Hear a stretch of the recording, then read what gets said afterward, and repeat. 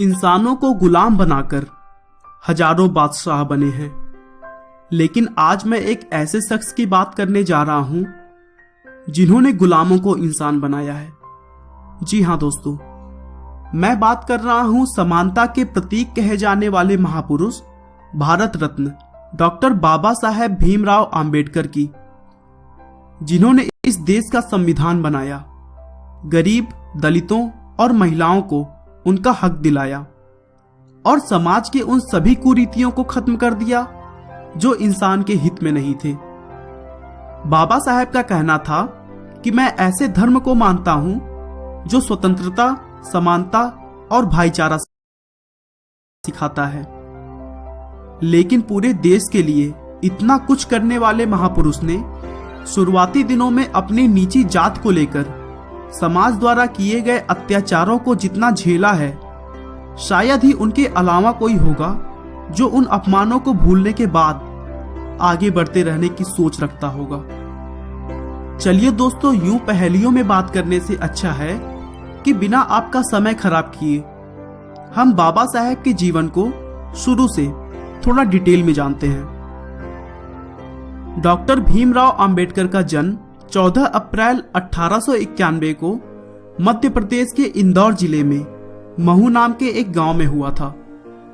उनके पिता का नाम रामजी सकपाल था, जो भारतीय सेना में रहते हुए देश की सेवा करते थे और अपने अच्छे कार्यों की बदौलत सेना में सूबेदार की पद तक पहुंचे थे।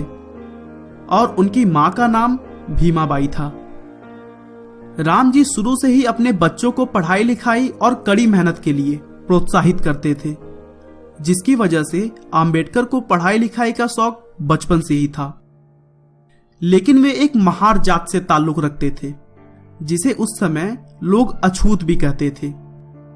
अछूत का मतलब यह था कि अगर इस नीची जात के लोगों द्वारा ऊंची जात के किसी भी वस्तु को छू दिया जाता तो उसे अपवित्र मान लिया जाता था, और ऊंची जात के लोग उन चीजों को उपयोग में लाना पसंद नहीं करते थे।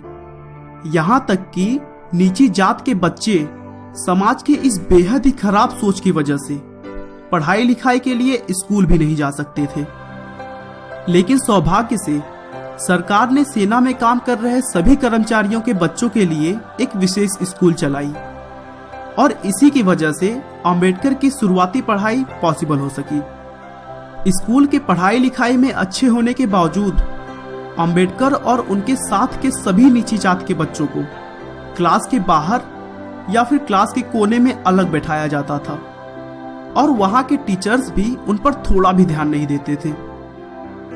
सारी हदें तो इस बात से पार हो जाती है कि उन्हें पानी पीने के लिए नल तक को छूने की इजाजत नहीं थी। स्कूल का चपरासी आकर दूर से उनके हाथों पर पानी डालता था, और तब जाकर उन्हें पीने के लिए पानी मिलता था, और चपरासी के ना होने पर उन्हें बिना पानी के ही प्यासे रहना पड़ता था। दोस्तों, अब आप खुद ही सोच सकते हैं कि ऐसे समाज में कौन सा बच्चा स्कूल जाना पसंद करेगा, और अगर चला भी गया तो कितने दिनों तक वह वहां रुक पाएगा। 1894 में रामजी सकपाल के रिटायर होने के बाद उनका पूरा परिवार महाराष्ट्र के सतारा नाम की एक जगह पर चला गया।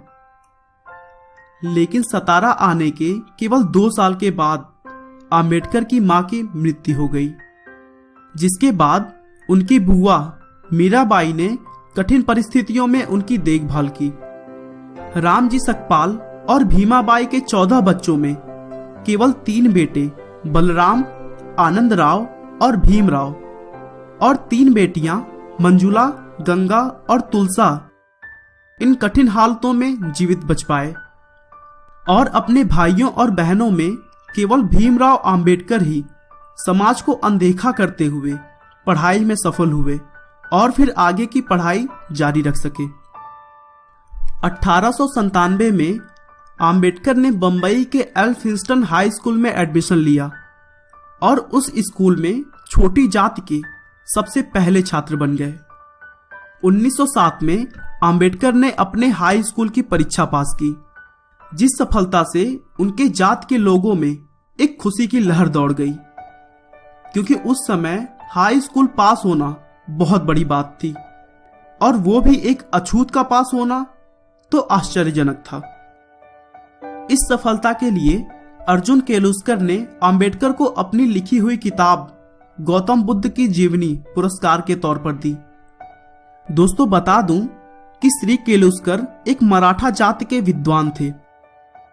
उसके बाद से अंबेडकर ने पढ़ाई लिखाई के क्षेत्र में सभी रिकॉर्ड्स को तोड़ते हुए 1912 में इकोनॉमिक्स और पॉलिटिकल साइंस में अपनी डिग्री प्राप्त की और फिर 1913 में स्कॉलरशिप प्राप्त करते हुए पोस्ट ग्रेजुएशन के लिए अमेरिका चले गए और फिर वहां कोलंबिया यूनिवर्सिटी से 1915 में एमए की डिग्री ली। फिर अगले ही साल 1916 में उन्हें उनके एक रिसर्च के लिए पीएचडी से सम्मानित किया गया। इस रिसर्च को उन्होंने एक किताब evolution of provincial finance in British India के रूप में प्रकाशित किया। अपनी डॉक्टरेट की डिग्री लेकर सन 1916 में अंबेडकर लंदन चले गए, जहां उन्होंने लंदन स्कूल ऑफ इकोनॉमिक्स में कानून यानी लॉ की पढ़ाई और अर्थशास्त्र में डॉक्टरेट की तैयारी के लिए अपना नाम लिखवा लिया। लेकिन अगले ही साल स्कॉलरशिप खत्म होने के चलते मजबूरन उन्हें अपनी पढ़ाई बीच में ही छोड़कर भारत वापस लौटना पड़ा। उसके बाद भारत आकर उन्होंने क्लर्क और अकाउंटेंट जैसी कई सारे जॉब की। फिर 1920 में अपने बचाए हुए पैसे और दोस्त की मदद से फिर से इंग्लैंड चले गए, जहां 1923 में उन्होंने अपना research problem of the rupee या हिंदी में कहें तो रुपए की समस्या को पूरा किया और फिर उन्हें लंदन यूनिवर्सिटी द्वारा डॉक्टर ऑफ साइंस की उपाधि दी गई। उसके बाद से उन्होंने अपना पूरा जीवन समाज की सेवा में झोंक दिया। वे भारत के स्वतंत्रता के कई सारे अभियानों में शामिल हुए। दलितों की सामाजिक आजादी और भारत को एक स्वतंत्र राष्ट्र बनाने के लिए उन्होंने बहुत सारी किताबें भी लिखी, जो पूरे समाज में बहुत ही प्रभावशाली साबित हुई।